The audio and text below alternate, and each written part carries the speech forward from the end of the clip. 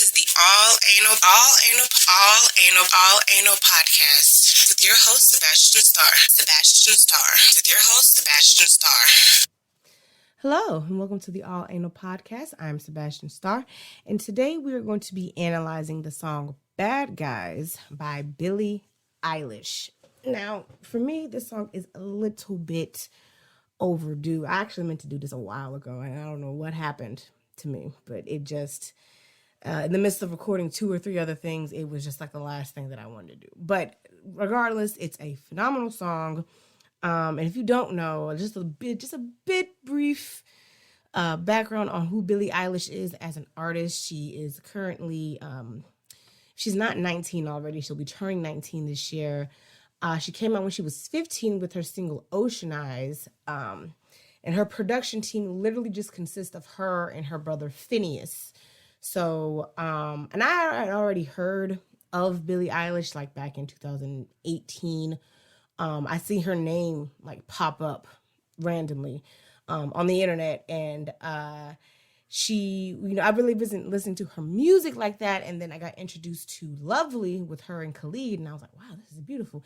And then I heard her speak, like actually talk, and I'm like, wow, her singing voice and her speaking voice sounds like 2 completely different people. Now, she's in a small list of people who, when you hear them speak versus when you hear them sing, you don't believe that it's the same person. So like Mariah Carey is a prime example of someone whose singing voice does not match their speaking voice. So when you hear Billie Eilish talk, she kind of has this grungy, grumpy Gus, like rough, scratchy demeanor to her speaking voice, but her singing voice is very angelic and soft and harmonic, and it's serene almost.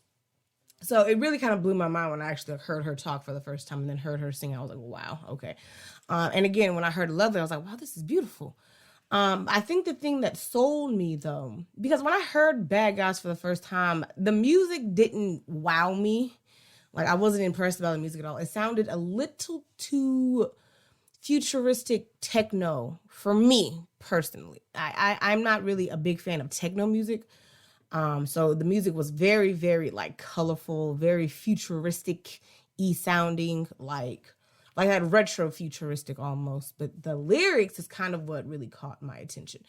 And then it was 2018, if I'm not mistaken, the Grammys. She performed When the Party's Over. And I was like, wow, this shit is fucking beautiful. And I've already done an analysis for When the Party's Over because that song is breathtaking in a million ways that I can't even fathom. That song is unbelievable, So, and then when I learned that it was just her and her brother, putting all of this stuff together, for a lot of the artists that year that won, their production teams consist of like 5 or 6 people, people who've been doing this for decades. You know what I'm saying? They've produced for big time artists and they produced for like small underground artists and everything in between.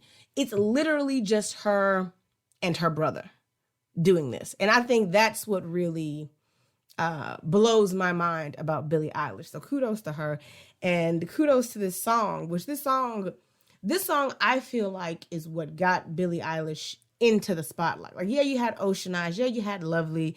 Yeah, you had all these other hits here and there. But Bad Guys is what made everybody be like, oh, okay, I got to keep my eye on her. And she was 17, I think, when this song came out. Yeah, it's literally just her and her brother who wrote and produced this song. And another thing about Billie Eilish is she has this reputation of dressing in like oversized baggy clothes, and she does that to avoid being body shamed and sexualized by the media and society, which is absolutely fair because that's the first thing that people are going to do. They're either going to body shame you or they're going to over sexualize you. And then for a teenager to be thrusted into the spotlight so suddenly, the last thing you want is to attract unwanted attention to yourself. So I get it. Kudos to you, and ain't nothing, no shame in the game. But this song, and now, and please, I need to emphasize, this is just my opinion. This is just what I think. I analyze song lyrics for fun, okay? I'm not an expert in the shit. Granted, I do have a very strong musical background, musical history. You know, I've been submerged in music basically my entire life. So I know what I'm talking about when it comes to, you know, the fundamentals of it all. But as far as analyzing song lyrics, this is just my opinion. And what I think is that this song is about a submissive, dominant relationship. And what I mean by submissive, dominant, I'm talking BDSM. I'm talking chains and ropes and harnesses and leashes and all that kinky shit that you be Googling when you're on Pornhub or whatever the fuck, where you get your pornography from, when you walk into those sex shops and you see the strap-ons and shit. It's that. That's what I think this song is about. That's what I think this song is about. And I want to tell you why. Listen to what the fuck she's saying. And they'll play dumb, like they don't know what the fuck they're talking about, but they know. They know what the fuck they're talking about. And I will die on this hilltop. And unless I hear the words come out of their mouths that this is not about what I think it's about, that's what I think. And that's what it's going to be until I'm proven otherwise. And I'm only going to be proven otherwise by them. Only them two, Billy and Phineas, can come to me and say, no, that's not what this is about. And then I'll change my mind. But until I hear the words come out of their mouths, you're not going to convince me otherwise. That's not what this is. So just, and I have plenty of points to prove my point. And I'm going to start with verse number 1. Just humor me. White shirt, now red, my bloody nose sleeping. You're on your tippy toes, creeping around like no one knows. Think you're so criminal. Bruises on both my knees for you. Don't say thank you or please. I do what I want when I'm wanting to. My soul so cynical. White shirt, now red, my bloody nose. Sleeping, you're on your tippy toes, creeping around like no one knows. Think you're so criminal. Bruises on both my knees. Bruises on both my knees. Bruises on both my knees. Come on, bro. You're not finna look me in my eyeballs and tell me that you don't know what that means, bro. And you can argue, oh, it could be a metaphor for anything. It could be a metaphor for this or that. Stop.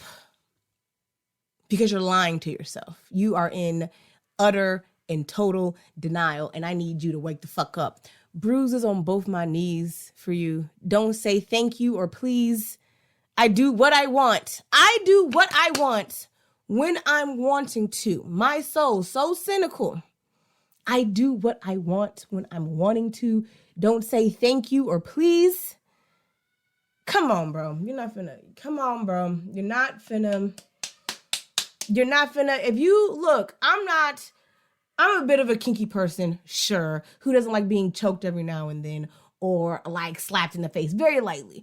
I'm not into like the chains and whips and paddles and dildos and shit. I'm not on that level of shit. But when there was a point in my life where I would just like watch pornography to pass the time or to help me fall asleep, and that's the type of shit that niggas be doing, and that's the symbolism for blowjobs. When you see a woman whose knees is buffed up, both of them. It's one thing to like slip and fall and like scrape your knee a little bit. If both of your knees are bruised, that means you're on your knees sucking dick, and you're not going to tell me otherwise. When I heard that, I said, wait a damn minute. Bruises on both my knees. Don't say thank you or please. What the fuck? She's 17 years old, bro. At the time, 17 years old. You're not finna tell me. You are not going to convince me. Let's keep going. Let's just keep going because I got more points. I got plenty of points. Here's the chorus. So you're a tough guy, like it really rough guy, just can't get enough guy, chest always so puff guy. Stop right there. So you're a tough guy, like it really rough guy. Just can't get enough guy. What the fuck does that sound like? Just take away the innocence for just a hot second. Take away that techno-y ass music. Take away the fact that she was 17 years old, going on 18 years old, and just listen to just the words by themselves. So you're a tough guy.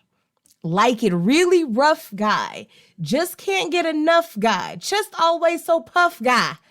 What? And you can argue that you're talking about getting into a fight. Okay, you can talk about getting into a fight. White shirt, now red my bloody nose. Sleeping, you're on your tippy toes. Creeping, you're on your tippy toes. Why are you on your tippy toes creeping and sleeping in a fight? You're not gonna... That's a reach. That's a fucking reach. And why are both of your knees bruised in a fight? Just come on, man. Come on, man. You're not finna tell me. You're not finna stare me in my eyeballs and tell me that it's not that with the look. Damn it. We're gonna keep going. I'm that bad type. Make your mama sad type. Make your girlfriend mad type. Might seduce your dad type. Might seduce. That's the hot word in the line. Might seduce, and might seduce your dad. Make your girlfriend mad. Make your mama sad. Come on, bro. They're not just trying to be funny. They're not just trying to be cute. They're not just saying shit because it sounds good together. They're talking about BDSM. And you're not going to convince me otherwise that that's not what they're talking about. I might seduce your dad, make your girlfriend mad, make your mama say, come on, bro. Come on, bro. You're not finna, look, I'm a grown ass woman. You're not finna play with me. Okay? What? Just think about it. What else could they be talking about? Let's keep going because I got plenty. We're gonna do the whole song. I got plenty of points to prove my point. Let's go to the second verse because it gets worse. This is what sealed the motherfucking deal for me right here. Second verse. I like it when you take control. Even if you know that you don't own me, I'll let you play the role. I'll be your animal. Bruh, look, and this was just a theory of mine at one point because like I said, I don't know why I didn't tackle this sooner, but I should have. And just reading the lyrics, saying the words out loud instead of saying them to myself, it further solidifies. I like it when you take control. Even if you know that you don't own me, I'll let you play the role. I'll be your animal. My mommy likes to sing along with me, but she won't sing this song. If she reads all the lyrics, she'll pity the men I know. That's the actual words in the actual second verse of this actual song. My mommy likes to sing along with me, but she won't sing this song. If she reads all the lyrics, she'll pity the men I know. You're not going to stare me in my fucking face and tell me that this song is not about BDSM. You're not going to sit there and lie to me and tell me that that's not what the song is about, because that's exactly what the fuck she's talking about. I like it when you take control. Even if you know that you don't own me, I'll let you play the role. I'll let you play the role. Just come on, bro. Come on, bro. You're not gonna lie to me like that. You're not gonna stare me into my fucking eye sockets and tell me that she's not talking about a dominant, submissive relation. You're not gonna do that. It's not gonna fucking happen. Because that's exactly what the fuck she's talking about. And the reason why I'm willing to die on this fucking hilltop is because when you think about what it means to be dominant and submissive, the entire relationship is based on mutual trust and understanding. The submissive is just that. They're submissive. They do whatever the dom tells them to do. And that means whatever the dom tells them to do. But the only reason why the dom has power and control is because the submissive is willing to give up their control. They are willing to make a deal, make a contract. The relationships vary between people to people. They make this arrangement between the dom and themselves, giving them complete and total control, sometimes of their entire life. Some dominant submissive relationships will go as deep as the dom picking out clothes for the submissive, the dom preparing food for the submissive, and they have to eat everything. You know what I'm saying? The dom, giving them baths, the dom putting them to sleep, the dom waking them up. It can run as deep as that. But my point is, you have to relinquish entire control, and only you as a submissive have that power. If you don't consent, then the dom can't do shit. So for you as the sub to say, I give you 100% control of everything that I do, and then for the goddamn lyrics to the goddamn song to be, I like it when you take control, even if you know that you don't own me, I'll let you play the role. I'll be your animal. You're not about to sit there and stare me in the face and tell me that's not what they were talking about. You're not. You're absolutely. If though nothing else from this entire goddamn song confirms that this is about a dominant submissive relationship, that line right there, I'll let you play the role. I'll let you, because as the sub, I have that much control. I can give you permission to do with me as you please. I can give you consent to do with me as you please. If I don't give you that, then you can't do shit. You're not a dom without a sub. I'll be a sub regardless, but you're not a dom without a sub. And I'm giving you that permission. I let you take control. You're not, come on, bro. Stop. You're not finna play with me. You're not finna motherfucking play with me. This song is about BDSM, a dominant, submissive relationship. And you're not going to fucking tell me otherwise, because that's what the fuck it is. That's what the fuck it is. And then the last verse, which this kind of puts me in a 50 Shades of Grey type of mindset. I like when you get mad. I guess I'm pretty glad that you're alone. You said she's scared of me. I mean, I don't see what she sees, but maybe it's because I'm wearing your cologne. Now, that was the line that I heard from the song that made me go, damn, okay. Like, that was the line that made me like this song. And it's at the very, very end. And this is when the beat completely changes. So the beat's more grungy. It's more hardcore. It's more aggressive. It drops those poppy synthetic drums and toots and shit. And it's just this heavy, heavy bass with this distorted, like, musical instrument. I'm not sure what it is exactly, but it's just very, very distorted. It's a heavy, heavy bass. She's not really singing, but she's talking really pretty. And the line that got me was, you said she's scared of me. I mean, I don't see what she sees, but maybe it's because I'm wearing your cologne. And that hit me because it's like, for people with suppressive memories or trauma or something like that, anything can be a trigger, right?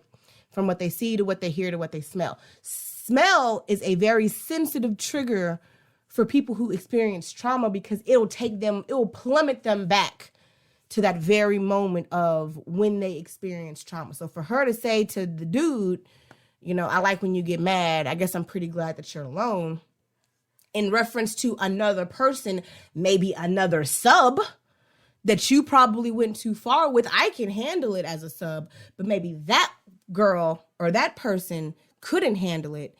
And now they feel some type of way whenever I come around. I don't understand why they would feel some type of way, but it's probably because I smell like you. And the last time they smelt that smell, they were experiencing something very traumatic, and it just fucked with them permanently. And that's some deep psychological shit to just slither in there at the very last second of the song, which ties the songs together beautifully and further emphasizes my goddamn point. So if you were to run into me on the street and I was listening to Bad Guys and I was just chilling, relaxing, and you was like, hey man, you don't know what that song's really about. Yes, the fuck I do. And unless you are Billie Eilish or her brother Phineas, and you can walk up to me in the street and say, hey, I heard what you said about Bad Guys, and that's not true, then I'll change my goddamn mind. But until then, you're not going to convince me that this is not what this song is about, because that's exactly what the fuck she's talking about. That's exactly, both of them. If you Google this song and Google the lyrics, or you go to Genius, or you go to wherever, it says the writers are Billie Eilish O'Connell and Phineas O'Connell. Those are the only two niggas who had anything to do with this goddamn song. So unless the two of them, or maybe just one of them, come to me and say, nah, that's not it, but that was a good try, then you're not finna sit there and stare at me in my eyeballs and tell me that that's not what the fuck the song is about. Because it is. It is about a dominant, submissive relationship. And the beautiful thing about dominant and submissive relationships is that everything is based on the comfortability, the protection, and the care of the sub. If the sub does not give content, if the sub is not comfortable, if the sub is not okay, if the sub does not feel safe, then the relationship cannot exist. And that's what the fuck's going on. And again, you cannot convince me otherwise. This was my analysis. You can come up with your own fan theories or whatever the fuck you think. It doesn't matter. This is what I think. This is my analysis. So, that being said, I appreciate y'all for stopping by and listening to me talk about this insane in the membrane ass song. I hope that it kind of give you a different perspective on that type of lifestyle and relationships, because those things do still exist in the world. And I don't know any doms or subs personally, but I feel like this would be like a little anthem for them. You know what I mean? If I had a dom, this would probably be their ringtone. Or if I was the dom, this would be my sub's ringtone. But it's neither here nor there. It is what it is. You know what I'm saying? So thank you for tuning in. I appreciate the time, the effort, the support, the attention. And until next time, I will talk to you guys later. Thank you for listening. Thank you for listening. Thank you for listening to the All Anal Podcast with your host, Sebastian Starr.